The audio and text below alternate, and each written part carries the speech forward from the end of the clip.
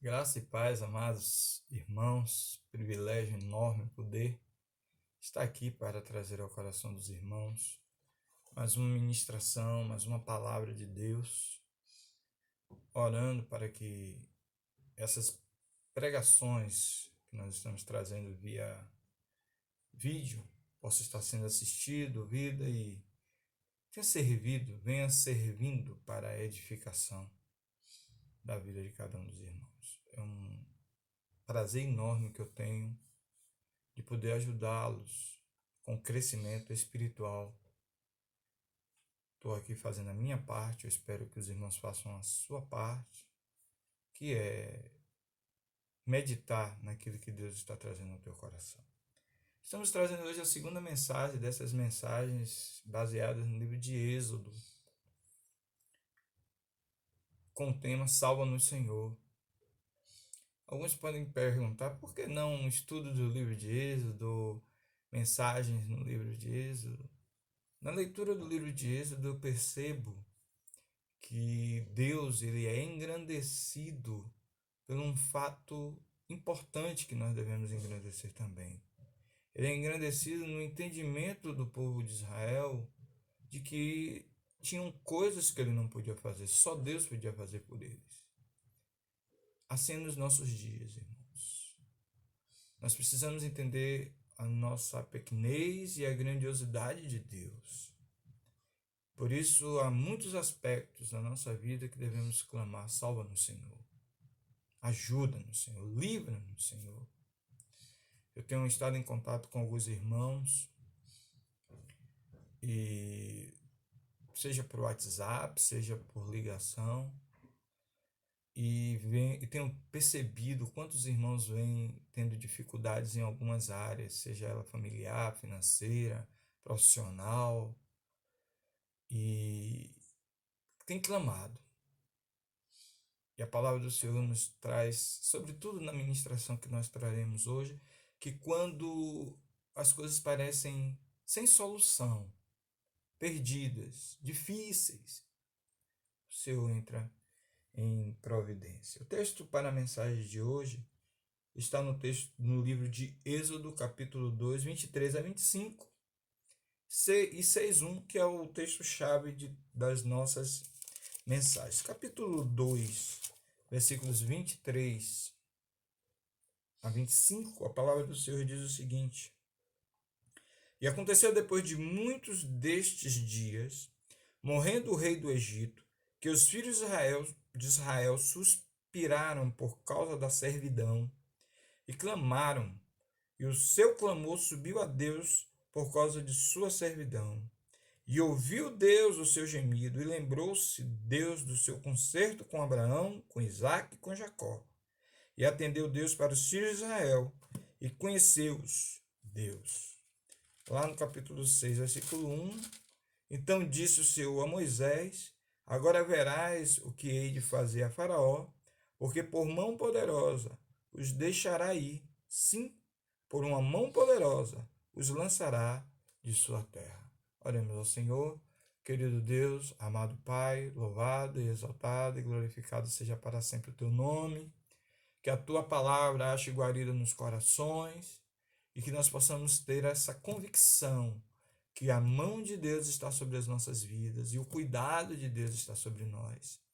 Que eu seja um instrumento, ó Pai, hoje e sempre teu, para ministrar a tua palavra de acordo à tua vontade, que eu fale apenas aquilo que tu queres que eu fale e que teu povo seja edificado por esta palavra. Em nome de Jesus. Amém. Na primeira mensagem, irmãos, nós vimos algumas coisas que eu gostaria de relembrar rapidamente aqui para os irmãos. Primeiro, o significado do livro de Êxodo, que é saída em massa. Também vimos a multiplicação de um povo guardado por Deus, aquele povo que lá no livro de Gênesis registra que entrou uma família e agora saía como nação. Nós não chegamos ainda na parte onde o povo saiu do Egito, mas nós sabemos que Deus estava ouvindo o clamor daquele povo e entrando em providência para que aquele povo fosse liberto daquela servidão. Nós vimos um líder inseguro que, por ser inseguro, se tornou um líder opressor, perseguidor e mau. Faraó era um líder inseguro, um líder que, ao ver o crescimento numérico do povo de Israel, ele se viu acuado, amedrontado, acovardado, e por esta razão ainda mais oprimia o povo, sendo um líder altamente inseguro. Também vimos, irmãos, o surgimento de um líder invisível. Quando eu digo invisível, eu não quero dizer que Moisés não era visto. O que eu quero dizer é que qualquer pessoa que tivesse visto Moisés nascer, assim como todas as outras crianças hebreias que cresceram em meio àquela perseguição de Faraó aos hebreus, jamais imaginaria que Moisés seria o líder que foi. Quando eu digo invisível, irmãos, eu quero dizer e relembrar aquilo que já disse na mensagem anterior, o cuidado que nós devemos ter com os nossos pequeninos na casa do Senhor. Talvez em meio a essas crianças que vocês estão vendo por aí, Deus está levantando líderes que levará a palavra de libertação de Deus para homens e mulheres que estão oprimidas nessa sociedade. Eu não. Certamente, em meio a essas crianças, existem meninos e meninas, homens e mulheres, a quem Deus levantará e serão grandes líderes na casa do Senhor. Então, em meio a esse líder que foi forjado por Deus para tornar-se um líder ativo e importante para a história de um povo, aquele menino que foi tirado do rio Nilo e posto como filho da filha de Faraó, tornou-se, irmãos, alguém usado por Deus para ser um líder extremamente ativo, dedicado ao seu povo e que entrou para sempre para a história do povo de Israel. Hoje ministraremos nos capítulos 5 ao capítulo 7, 18. Capítulo 5, 1 a 7, 18. A minha oração é que Deus comunique a sua vontade e profundidade espiritual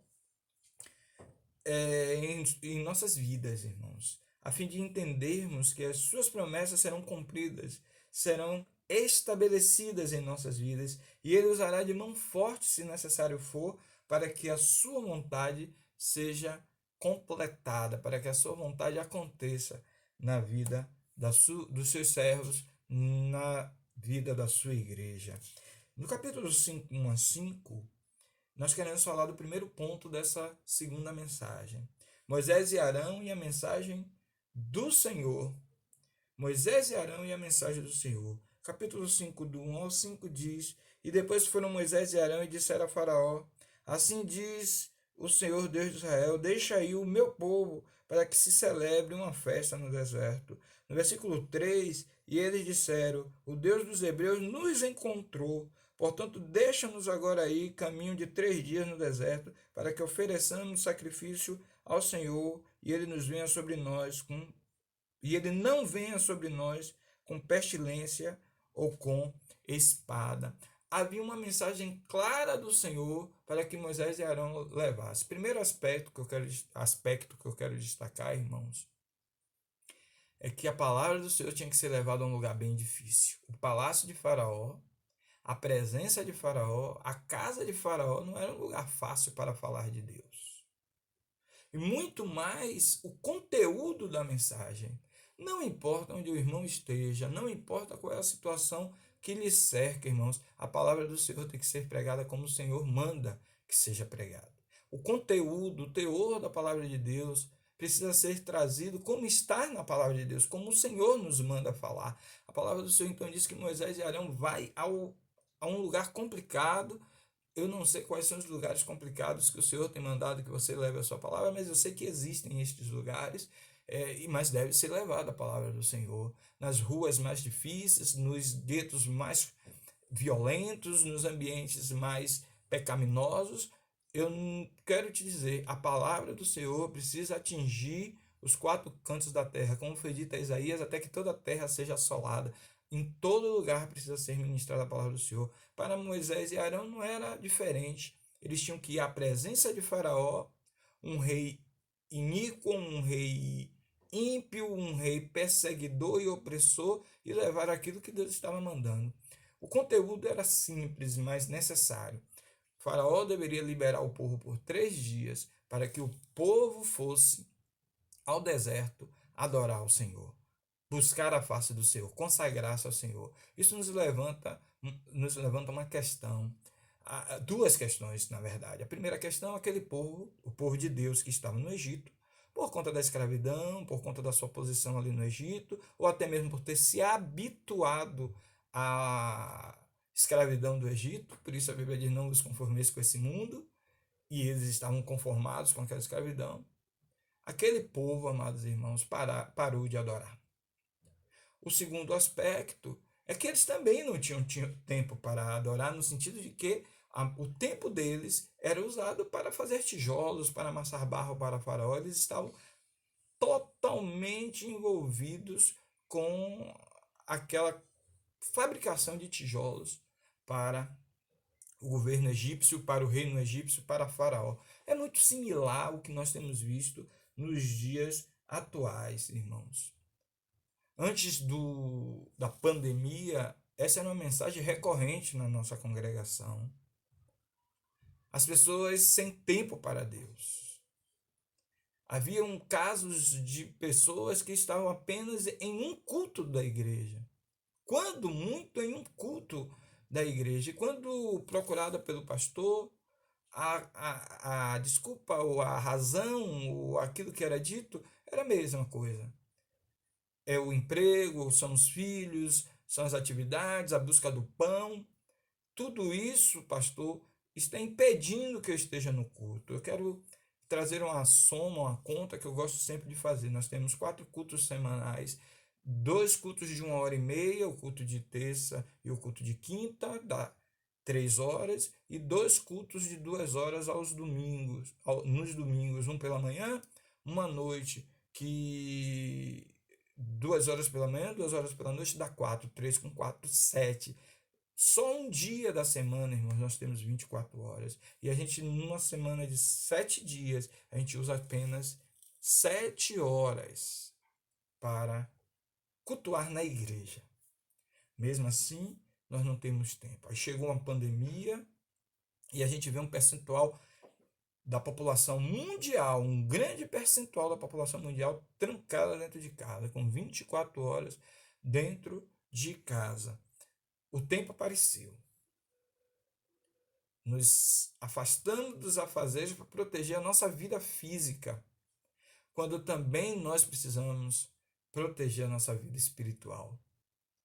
Sem Cristo, sem Deus, não podemos chegar a lugar algum, irmãos. Esta é a razão que Deus leva Moisés e Arão levar aquela palavra a Faraó. O meu povo precisa ir, o povo de Israel, o povo de Deus, precisa ir ao deserto para restaurar a sua aliança, restaurar a sua adoração, restaurar o seu louvor a Deus, sua consagração a Deus. Por 3 dias esse povo precisa se aproximar de Deus para que este povo restabeleça o conserto que ele tem com Deus. E assim, amados irmãos, ao ouvir aquela mensagem tão forte, capítulo 5, 6 a 17, mostra que aquela palavra, a palavra do Senhor, incomodou aquele homem da impiedade, Faraó. Incomodou a obra da impiedade. Será sempre assim. Onde a palavra de Deus chega, a palavra verdadeira de Deus chega, a palavra poderosa de Deus chega, a iniquidade, as trevas se incomodará. Eu não tenho dúvida, irmãos, que uma das maiores táticas do diabo é nos tirar o tempo. Seja em que área for da nossa vida, porque nós estudamos, porque nós trabalhamos, porque nós assistimos televisão, porque nós assistimos filmes, porque a gente lê livros, seja o que for, nós ocupamos as 24 horas do nosso tempo, as trevas trabalham para que nós tenhamos a desculpa de não estarmos aquele tempo necessário, que naquele caso ali eram 3 dias no deserto buscando ao Senhor, e por isso as obras da iniquidade se manifestou. A posição de Faraó foi: vocês querem 3 dias, então vocês estão com muito tempo. Esse tempo existe porque eu já entrego as palhas a vocês. Agora vocês não mais terão as palhas. Em versículo de número 8 diz: e lhe imporeis a conta dos tijolos capítulo 5, versículo 8: e lhe imporeis a conta dos tesouros que fizeram ontem e anteontem. Nada diminuireis dela, porque eles estão ociosos.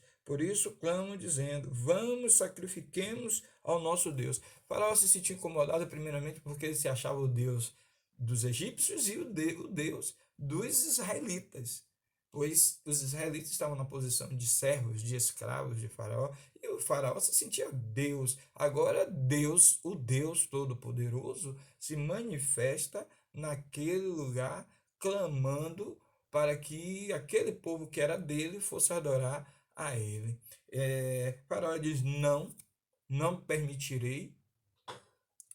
Vocês estão com muito tempo, por isso estão assim. Agora não darei mais as palhas. Vão providenciar as palhas, e a quantidade de tijolos será a mesma que vocês terão que fazer. E aumentou, amados irmãos, a opressão ao povo. O mundo quer nos oprimir. O mundo quer impedir a nossa adoração. O mundo quer nos afastar da presença de Deus. As dificuldades que se levantam nessa sociedade querem nos afastar da presença de Deus. As obras das trevas e do mal e da iniquidade sempre serão manifestas quando você e eu quisermos nos posicionar como aquele que faz a vontade de Deus, que confia em Deus e que busca o Senhor. Assim foi também para o povo de Israel. Eu quero destacar uma coisa, irmão, sobre o aspecto da impossibilidade, do impedimento que Faraó traz ao povo, lhes aumentando o trabalho. Nós devemos ter muito cuidado nesses dias em que nos convencemos, ou nos permitimos ser convencidos, que não há tempo para estar na presença de Deus. Ou buscamos motivos para não estar na presença de Deus, ou porque não concordamos com algo da igreja, ou porque não concordamos com o pastor, ou porque não concordamos com a forma que a igreja cultua. Irmãos, a palavra do Senhor nos diz que não devemos deixar a nossa congregação como é costume de muitos. Nós precisamos estar na presença do Senhor, mesmo que todas as coisas venham ao encontro dessa bênção que é estarmos na presença do Senhor. A Bíblia diz, irmãos, que o clamor do povo suscitou a ação de Deus. O clamor do povo, em meio à opressão ainda maior de Faraó, trouxe a ação de Deus. Capítulo 5, 20 a 6, 13. Eu quero destacar, pontuar esse longo texto, capítulo 5, 20 a 6, 13. Eu quero pontuar em 3 pontos. O primeiro, o povo sofre. Capítulo 5, 20 diz: e entraram a Moisés e Arão, que estavam defronte deles, quando saíram de Faraó, e disseram: o Senhor o Senhor atente sobre vós e julgue isso, porquanto fizeste o nosso cheiro repelente diante de Faraó, diante do seu servo, dando-lhe a espada nas mãos para nos matar. Então tornou Moisés ao Senhor e disse: a palavra do Senhor diz que aquele povo, irmãos, começou a clamar: Moisés, foi que houve? Você veio para nos tirar e agora a opressão aumentou? Seja o tamanho da aflição, e se a aflição aumenta, ou se as dificuldades aumentam, nós não podemos perder a fé. Nós precisamos ter a convicção plena que o olhar de Deus está sobre a nossa vida. E que no tempo de Deus a solução virá. Por isso, o clamor do povo que sofria levantou o clamor do líder. O líder é aquele que tem um olhar especial para com aquele que o Senhor lhe colocou sobre a liderança. Por isso, quando Moisés viu o sofrimento do povo, o clamor do povo e a opressão aumentada sobre o povo, a Bíblia diz que ele voltou à presença do Senhor e disse: Senhor, por que fizeste mal a este povo que me enviaste? Porque desde que entrei a Faraó para falar em teu nome, ele maltratou este povo e de nenhuma sorte livraste a este povo. Ou seja, Moisés não se conforma. Moisés vai diante do seu Deus e, como nós que precisamos ter a mesma percepção de Moisés, ele chama a Deus e diz: só o Senhor pode resolver. E aí no verso 6, no capítulo 6, Deus se manifesta poderosamente, e é extremamente importante aplicarmos o que Deus faz no capítulo 6 aos nossos dias, irmãos, em meio a tantas perseguições nessa sociedade. A palavra do Senhor diz que ao manifestar de Deus, capítulo 6, versículo 1, então disse o Senhor a Moisés: agora verás o que hei de fazer a Faraó, porque por mão poderosa os deixará ir, sim, por uma mão poderosa os lançará de sua terra.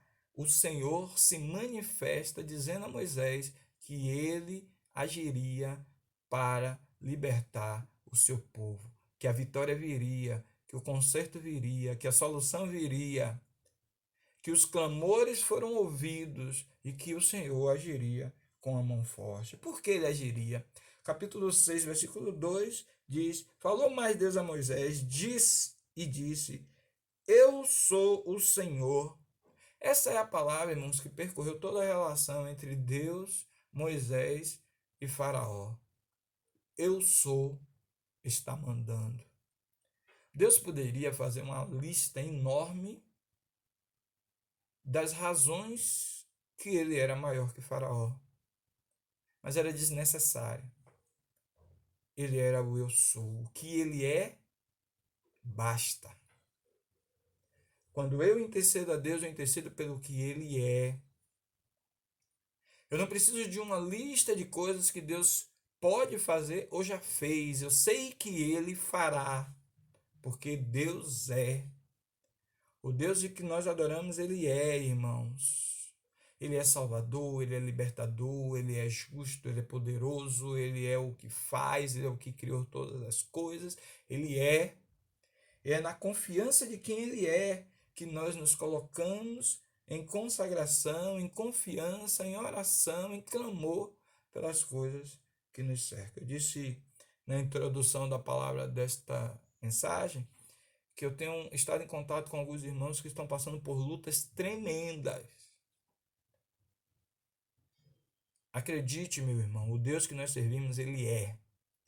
Ele é aquele que pode e vai entrar em providência em meio à sua luta. Restabelecimento de um concerto, 6, 4 a 5. Aquele povo estava totalmente conformado com a escravidão no Egito, perdeu o foco de quem eles eram e o que Deus tinha para eles. Muitas vezes agimos assim. Às vezes a gente arranja um emprego, começa a ganhar o nosso salário, a gente esquece que aquele dinheiro não é maior do que Deus, que aquele emprego não é maior do que Deus. Muitas vezes a gente tem uma possibilidade de lazer, aí a gente passa a viver essa possibilidade de lazer na nossa vida, esquecendo que Deus é maior também do que isso aqui, ou seja, substituímos Deus pelas coisas que vão se colocando na nossa vida, e há momentos, existem momentos em nossa vida que devemos parar e reavaliar a nossa fé, reavaliar quem temos sido para com Deus e estabelecer um conserto. É isso que acontece no capítulo 6, 4 e 5. E também estabeleci o meu conserto com eles, para dar-lhes a terra de Canaã, a terra da sua peregrinação, na qual foram peregrinos, e também tenho ouvido o gemido dos filhos de Israel, aos quais os egípcios escravizaram, e me lembrei do meu conserto. O Senhor visita e agora restabelece, leva o povo a trazer um ressignificado ao concerto que eles tinham com Deus, a fim de novo, de renovar aquele pacto que Deus tinha feito a Abraão, Isaac e Jacó, e tinha feito com Moisés, que é: darei a Canaã. Nós somos, irmãos, peregrinos neste mundo. Este mundo não nos pertence. Nós estamos caminhando para a terra prometida. Nós estamos caminhando para a Nova Jerusalém. Por isso, as coisas deste mundo não nos pertencem, os prazeres deste mundo não nos pertencem, as opressões pecaminosas deste mundo, eu sempre a chamo assim, porque há muitos que têm prazer no pecado, mas o pecado é uma opressão, porque o salário do pecado é a morte. Então, a opressão do pecado deste mundo não nos pertence. Nós somos concidadãos dos santos, nós estamos caminhando para a Nova Jerusalém. Assim como aquele povo, precisou renovar o seu conserto. Nosso conserto foi estabelecido quando nós aceitamos ao Senhor Jesus Cristo como único e suficiente Salvador das nossas vidas. No livro, no capítulo 6, 6 a 8, há o livramento à frente. Nós não sabemos quando, talvez seja da noite para o dia, aparecerá uma vacina, aparecerá um remédio. Nós não sabemos como entrará a solução. Talvez aquela pessoa que nós estamos orando há algum tempo, da noite para o dia aí, aceitará Jesus. O tempo de Deus, Deus sabe. O que eu sei é que eu não posso perder a esperança e a confiança daquele que está trazendo o livramento para a minha vida, assim como levou ao povo de Israel e virá trazendo com mão forte. Capítulo 6, versículos 6 a 8. Portanto, diz os filhos de Israel: Eu sou o Senhor, e vos tirarei de debaixo das cargas do egípcio, vos livrarei da sua servidão e vos resgatarei com braço estendido e com juízo grande. E eu vos tomarei por meu povo e serei o vosso Deus, e saberei que eu sou o Senhor vosso Deus, e que vos tiro de debaixo das cargas do egípcio. Deus diz àquele povo quando anuncia o livramento: farei porque eu sou o teu Deus. Assim como Deus é o Deus de Israel, Deus é o Deus da igreja. Deus é o Deus da tua vida. Deus é o Deus da minha vida. E aquela bênção prometida ao povo de Israel está sendo prometida por um simples fato. Deus estava olhando para o seu povo, estava contemplando a aflição do seu povo e por isso estava agindo sobre a luta do seu povo. Aconteceu com o povo de Israel algo que acontece muito na vida da igreja atualmente. E por isso nós precisamos aprender com o que está escrito no capítulo 6, verso 9 e 12. O povo duvida. Há uma dúvida no agir de Deus. A palavra do Senhor diz, capítulo 6, verso 9: Deste modo falou Moisés aos filhos de Israel, mas eles não ouviram a Moisés por causa da ânsia do espírito e da dura servidão. No 12, Moisés, porém, falou perante o Senhor, dizendo: Eis que os filhos de Israel me não têm ouvido. Ó irmãos, quantas vezes nós duvidamos? Deus está nos dizendo: olha, meu livramento está à frente, vou trazer. A tua bênção está à frente, eu vou trazer. Mas nós somos muitas vezes imediatistas. Por que é que eu estou aqui como escravo? Por que eu estou aqui amassando barro? Por que eu estou passando por essa prova? Por que eu estou passando por essa provação? Deus sabe. E Deus quer usar muitas vezes a nossa luta, a nossa provação como uma escola, um ensinamento espiritual para as nossas vidas, a fim que possamos colher à frente aquilo que eu denomino como bênção, como resposta de Deus, como um agir de Deus, como a mão de Deus sobre as nossas vidas. O povo duvidava, Moisés falou e o povo não dava credibilidade. Posteriormente, Moisés coloca inclusive isso: se o teu povo não acredita, como é que Faraó vai acreditar? E muitas vezes a gente vive isso. Uma igreja que não ora, uma igreja que não lê a palavra, uma igreja que não consagra, uma igreja que não evangeliza, uma igreja que não se porta como uma igreja que vive da fé e quer que as pessoas, os ímpios, creiam que Deus pode fazer esta obra na vida deles. A igreja, irmãos, precisa trazer, repito, um ressignificado à sua aliança com Deus, à sua seu conserto com Deus. Nós aceitamos a Jesus para que ele transformasse a nossa vida, para que ele mudasse as nossas vidas, para que as coisas velhas ficassem para o passado e que as coisas novas se constituíssem na nossa vida. E só assim, com essa ação, com essa atitude, nós passaremos, amados irmãos, o deserto e chegaremos à terra prometida. E nós estaremos aonde passarmos, influenciando vidas, influenciando pessoas para serem também libertas. O texto que compreende, irmãos, capítulo 6, 28 a 7, 18, traz o Senhor a animar aqueles que ele chamou para fazer a sua tarefa. Ele chama Moisés e Arão, que é óbvio, com um povo que não estava acreditando, que estava duvidando, eles precisam ser reanimados. E o Senhor reanima. Pela segunda vez, Moisés vai a Faraó. Pela segunda vez, Moisés diz a Faraó que precisava ser dito aquilo que Deus mandou.